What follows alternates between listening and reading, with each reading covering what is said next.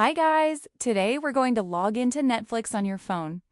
If you've just installed the app or logged out by mistake, first open the Netflix app on your phone. Once the app opens, look at the top right side of the screen and tap on the Settings option. This will take you to the page where you can enter your login details and manage your account access.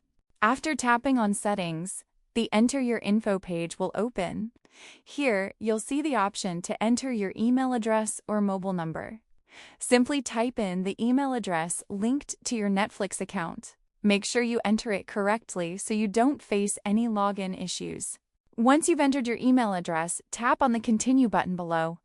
After tapping Continue, Netflix will send a verification email to the email address you provided. So don't close the app yet. Go check your email inbox and open the verification message. Open your email inbox and find the email sent by Netflix. Tap on the verification link inside that email. As soon as you verify it, your Netflix account will automatically log in on your phone, and you'll be ready to start watching your favorite shows. So that's how you can log into Netflix on your phone quickly and easily. Just follow these simple steps and you'll be inside your account in no time. If this video helped you, make sure to subscribe and leave a comment below if you have any questions. See you in the next one.